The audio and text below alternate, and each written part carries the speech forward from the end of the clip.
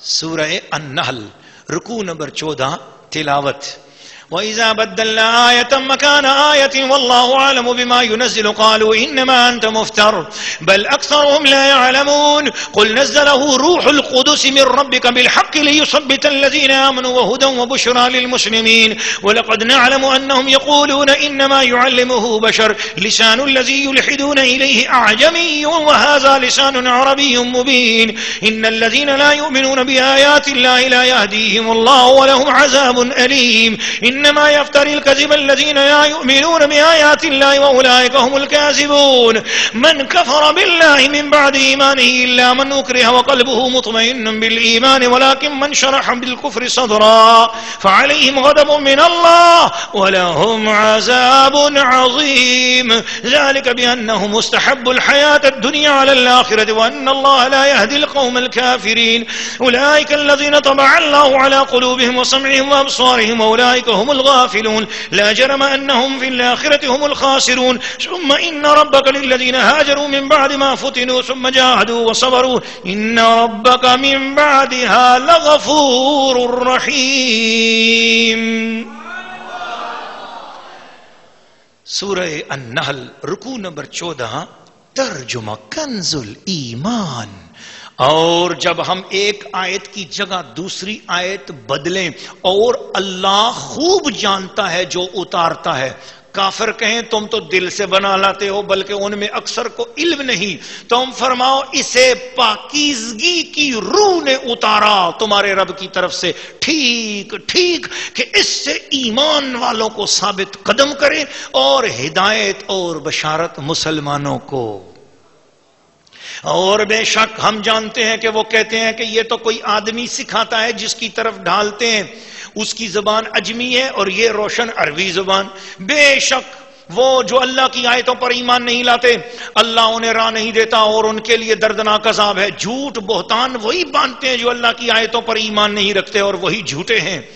جو ایمان لا کر اللہ کا منکر ہو سوا اس کے جو مجبور کیا جائے اور اس کا دل ایمان پر جمع ہوا ہو, ہاں وہ جو دل کھول کر کافر ہو ان پر اللہ کا غضب ہے اور ان کو بڑا عذاب ہے.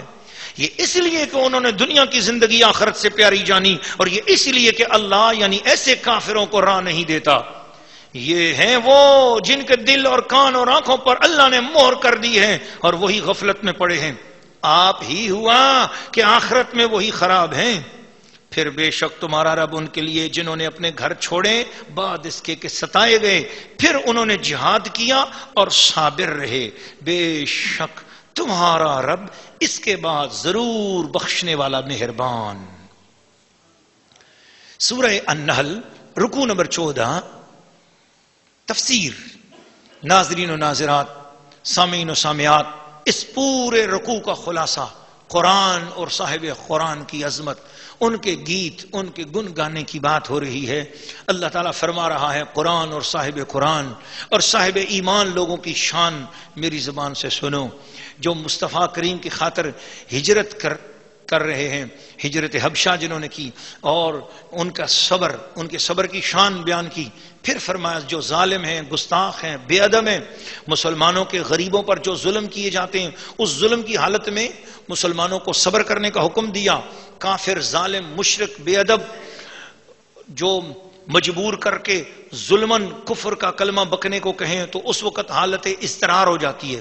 تو حالت اضطرار میں کیا ہوتا ہے آئیے اس پر صدر الافاضل سید محمد نعیم الدین مراد آبادی رحمۃ اللہ تعالی علیہ نے اس مقام پر جو تفسیر کی فرمایا کہ جب حالت اضطرار میں کوئی ظلمن جان سے مار ڈالنے کے لیے بالکل تیار اور وہ کہ کلمہ کفر کہو اور آپ کو یقین ہے کہ اگر کلمہ کفر نہ کہا, گستاخی نہ کی تو یہ مار ڈالے گا, تو اس وقت جو ہے اگر آپ نے کوئی کلمہ کفر کہہ دیا تو وہ اللہ کا غضب اس پر نہیں ہوگا. لیکن جس کو یہ پتا ہو کہ مارے گا نہیں, ایسے ہی دھمکی دے رہا ہے, اس نے اگر کلمہ کفر کہا تو وہ کافر ہو جائے گا. اس لیے اللہ تعالی ہم سب کو کفر سے بچائے, بے ادبی سے بچائے. یہ آیت دراصل حضرت عمار بن یاسر رضی اللہ تعالیٰ عنہ کے حق میں نازل ہوئی.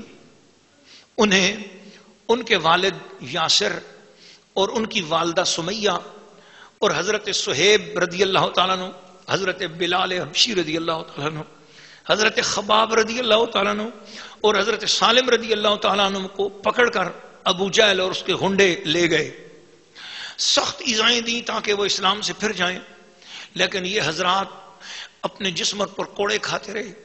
حضرت بلال حبشی رضی اللہ تعالیٰ عنہ نے ایک مرتبہ مدینہ شریف میں تھے، ان کی قمیض ہٹ گئی تو نیچے سے سفید سفید ہڈیاں نظر آئیں، ان کے بدن کی ہڈیاں نظر آئیں تو حضرت عمر فاروق نے فرمایا بلال یہ کیا ہے؟ عرض کیا جب میں نے حضور کا کلمہ پڑھ لیا تھا تو میرے اوپر 4 غنڈے بیٹھ جاتے تھے اور 8 غنڈے میری ٹانگوں سے پکڑ کر کھینچتے تھے، تو میری کھال، میری کمر کا گوشت مکے کی گلیوں میں بکھر گیا، لیکن میں نے اس زبان سے حضور کا نام لینا چھوڑا نہیں۔ میں نے کہا تم ہو کہ تر شروع، مجھے ایذا 1000 دو، یہ وہ نشہ نہیں جسے ترشی اتار دے۔ تو دل ایمان پر خوب جمع ہوا تھا، تو اس وقت حضرت عمار کے والدین کو بہت بے رحمیوں سے قتل کیا۔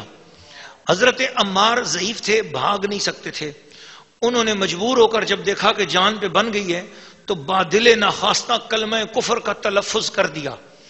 رسول کریم صلی اللہ علیہ وسلم کو خبر دی گئی کہ عمار کافر ہو گئے ہیں۔ حضور صلی اللہ علیہ وسلم نے فرمایا ہرگز نہیں، عمار سر سے لے کر پاؤں تک ایمان سے بھرا ہوا ہے، اس کے گوشت اور خون میں ذوق ایمانی سرایت کر چکا ہے۔ پھر حضرت عمار روتے روتے حضور کی بارگاہ میں حاضر ہوئے، عرض کیا یا رسول اللہ، حضور نے فرمایا کیا ہوا عمار؟ عرض کیا یا رسول اللہ، اے خدا کے رسول بہت ہی برا ہوا، وہ بہت ہی برے کلمے میری زبان سے جاری ہوئے، حضور کیا کروں، ابو جہل مار رہا تھا، تھپڑ مار رہا تھا، میں بوڑھا ہوں، مجھ سے نہیں برداشت ہو سکتا تھا، میں نے اپنے اوپر سے مار ٹالنے کے لیے برے کلمے زبان سے کہہ دیے ہیں، اور اس وقت وہ مجھ سے کہلوانا چاہتا تھا ورنہ مار ڈالتا۔ تو حضور صلی اللہ علیہ وسلم نے فرمایا اس وقت جب ابو جہل کے سامنے تو نے برے کلمے کہے تو تیرے دل کا کیا حال تھا؟ عرض کیا یا رسول اللہ میرا دل اس وقت بھی ایمان پر جمع ہوا تھا۔ نبی اکرم صلی اللہ علیہ وسلم نے آگے بڑھ کر شفقت سے ان کو گلے لگا لیا اور ان کے زخموں پہ ہاتھ پھیرتے رہے، لعاب دہن ان کے ساتھ لگاتے رہے، اور ان کو کہا کہ اگر ایسا اتفاق دوبارہ ہو جائے تو پھر ایسا ہی کرنا۔ اللہ اکبر، کتنی تکلیف تھی، کتنی مصیبت تھی، ہم تک اسلام بڑی آسانی سے پہنچا۔ آج ہم چند گھنٹے بیٹھ کر قرآن سنتے ہیں، ہمارے درمیان کھانے آتے ہیں، ہمیں چائے دی جاتی ہے، ہمیں بریانیاں پیش کی جاتی ہیں، ہمارے نخرے اتنے زیادہ ہو چکے ہیں کہ ہم یہ سوچتے ہیں کہ اللہ یہ کھائیں نہ کھائیں، روز بریانی کھا رہے ہیں، آج کوئی اور چیز آنی چاہیے۔ ارے یہ ناشکریوں کے کلمات زبان سے نہیں نکلنے چاہیے، جو چیز مل رہی ہے سمجھو یہ اللہ پاک کا مدینہ شریف سے انعام آ رہا ہے، اس میں آپ کو ذرا بھی ایسی بات نہ کرو ورنہ کہیں ایسا نہ ہو کہ سارا ثواب آپ کا ضائع ہو جائے۔ یہ اللہ اور اس کے رسول کی رضا کی خاطر یہ دورہ تفسیر کی کلاس لگائی جا رہی ہے، آپ کو ہر طرح کی سہولتیں میسر ہیں، اور ان سہولتوں کے ساتھ بھی اگر پھر بھی یہ ذہن میں ہو کہ جی ہم کوئی بڑی قربانی دے رہے ہیں، قربانیاں تو وہ تھے جو دے گئے ہیں، قربانیاں تو ان ہستیوں نے دی ہیں جنہوں نے اپنے خون قربان کیے، اپنی کمر کی کھال قربان کر دی، کمر کا گوشت قربان کر دیا۔ حضرت عمر فاروق نے جب یہ دیکھا کہ بلال حبشی نے یہ بات بتائی کہ میری کمر کا گوشت، میری کمر کی کھال مکے کی گلیوں میں مصطفیٰ کے نام پر بکھر چکی ہے، آگے بڑھے اور سیدنا بلال حبشی کے کمر کو بوسے دینے شروع کر دیے۔ فرمایا میں اس کمر کو بوسہ دیتا ہوں جو مصطفیٰ کے نام پہ زخمی ہوئی ہے۔ اس وقت یہ آیت نازل ہوئی۔ اب اس میں چند مسائل بھی ہیں جو حضرت صدر الفاضل نے لکھے ہیں، سن لیجئے۔ اس آیت سے معلوم ہوا کہ حالت اکراہ میں اگر دل ایمان پر جمع ہوا ہو تو کلمہ کفر کا اجرا جائز ہے، جبکہ آدمی کو اپنی جان یا کسی عضو کے تلف ہونے کا خوف ہو۔ مسئلہ دوسرا یہ کہ اگر اس حالت میں بھی صبر کرے اور قتل کر ڈالا جائے تو وہ ماجور اور شہید ہوگا، جیسے حضرت خبیب رضی اللہ تعالیٰ عنہ نے صبر کیا اور وہ سولی پر چڑھا کر شہید کر ڈالے گئے، ان کو معلوم تھا شہید کر ڈالوں گا۔